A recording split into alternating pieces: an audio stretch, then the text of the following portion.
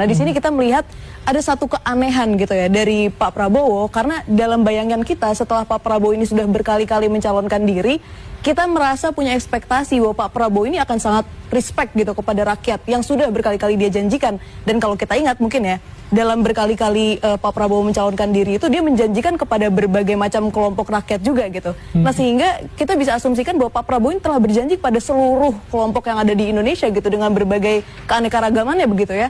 Nah, tapi yang kita lihat adalah dalam statement-statement Pak Prabowo itu seringkali membuat rakyat itu sakit hati. Bagaimana mungkin tidak sakit hati 58% orang memilih Pak Prabowo, tapi Pak Prabowo ketika menghadapi kritik di podium gitu ya, dijadikan bahan untuk mengekspresikan hal-hal yang seperti bercandaan dan seperti tidak respect begitu. Dan menyampingkan orang-orang yang memberikan kritik, dibilang antek-antek asing dan sebagainya. Nah, ini yang kita pertanyakan dari seorang presiden gitu. Nah, terutama kita juga melihat bagaimana Pak Prabowo ini pada poin yang berikutnya ya, bahwa dikatakan tadi juga sudah dikatakan bahwa Pak Prabowo ini terbuka terhadap kritik dan sebagainya.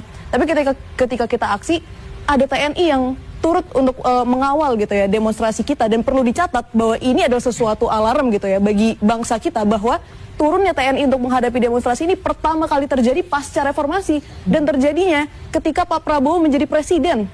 Jadi bayangkan ya, kita seperti mengalami dejavu gitu terhadap sejarah bangsa kita. Nah, kira-kira ini ya salah satu hal ya yang perlu kita highlight dari semua ini, dan saya rasa hal-hal ini menjadi latar belakang juga lah tentang bagaimana sikap Pak Prabowo menghadapi rakyatnya yang membuat kita akhirnya